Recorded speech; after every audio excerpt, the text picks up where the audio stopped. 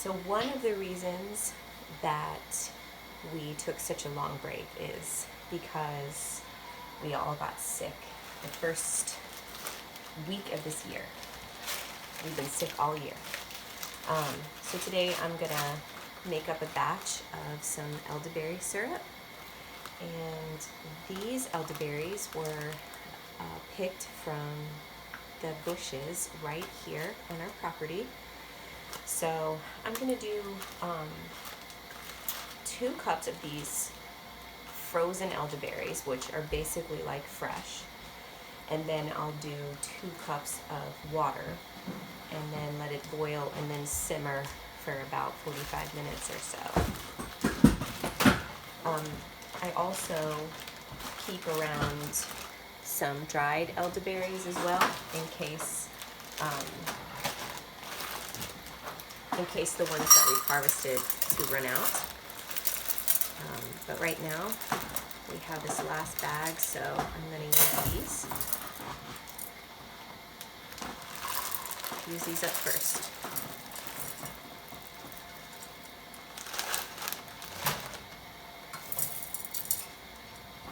It really surprised me. We had lived here for a few years before I knew that we had elderberry bushes. I was unfamiliar what they looked like, and now that I know what they look like, I can spot them all down the roadsides. So 2 cups, and now we'll do 2 cups of the berries, and now we'll do 2 cups of some filtered water.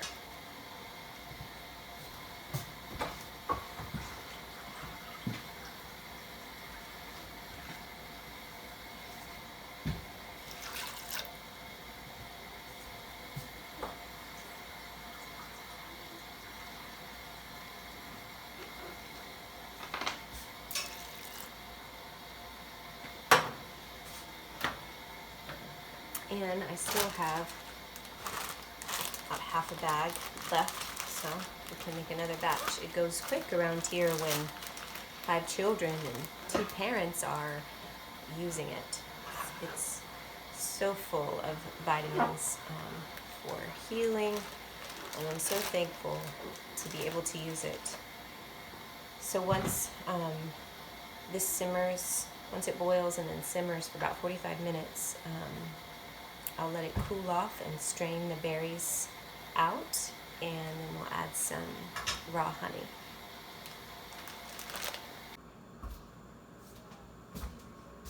Okay, back to the elderberries. They've simmered and cooled, and now I'm going to strain them. I use a fine mesh strainer and a quart jar. I like the wide mouths.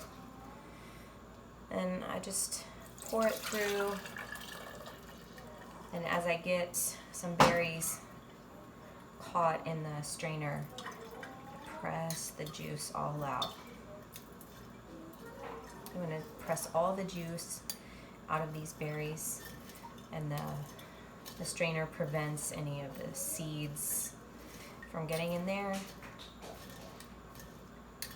It smells really nice.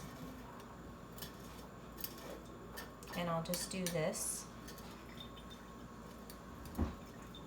until I've gotten all of the juice out of this little batch of seeds, and then I dump this into our scrap bucket here. That'll probably go to the pigs later. And then do it again until I have strained and pressed all of the berries that I've cooked. And at that point, I will add the honey and dose everybody up.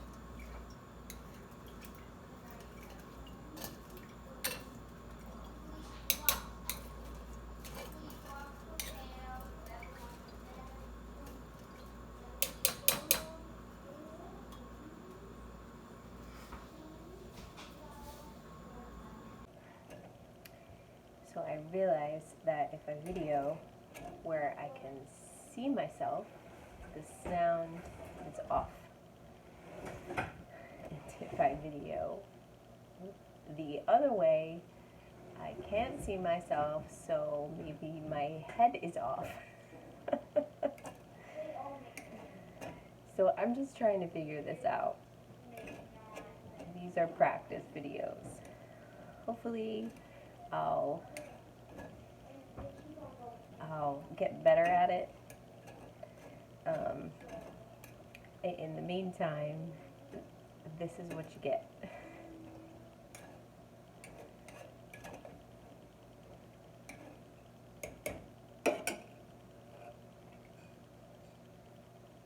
I have my beautiful strained purple gold, my honey gold here. This is some azure honey, and I just put in as much as I want, probably not as much as a lot of recipes call for.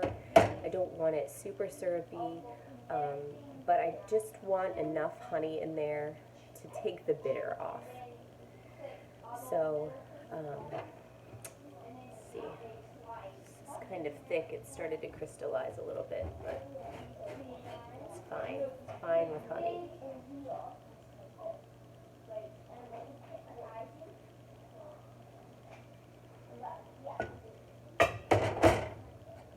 This is the spoon that I used when I was pressing it.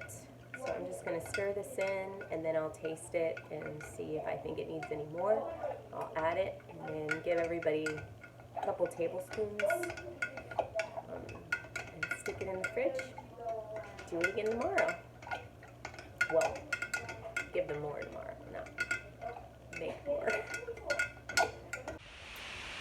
So 2 cups of the fresh frozen elderberries and 2 cups of water, and we have close to a quart.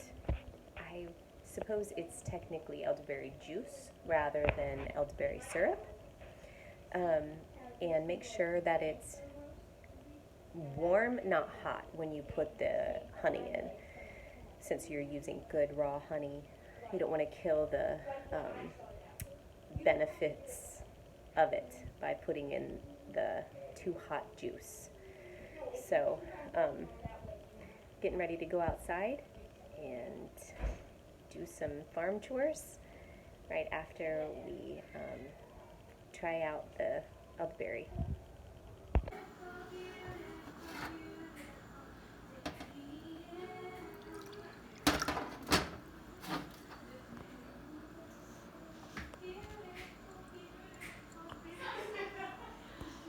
What do you think? It's good. It's good.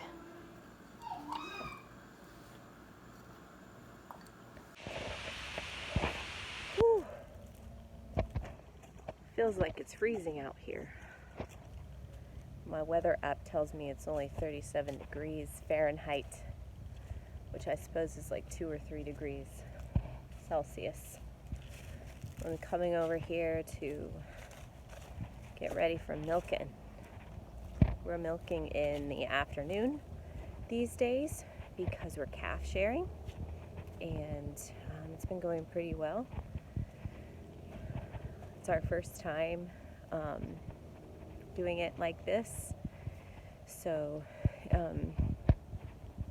basically we let Goldie, hey girl, stay with her calf for the evening and overnight, and then in the morning we separate them and into just different pastures.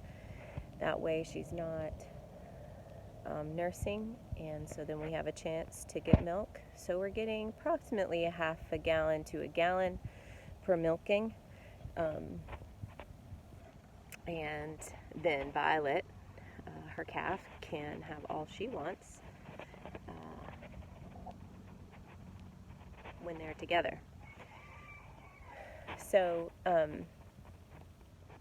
it's also convenient if there's a day that we can't get to milking, which with the holidays and then sickness has really been helpful, that we don't have to worry about Goldie not getting milked out, because Violet takes care of that. So we're gonna go do our milking and then put the mama and the baby back together.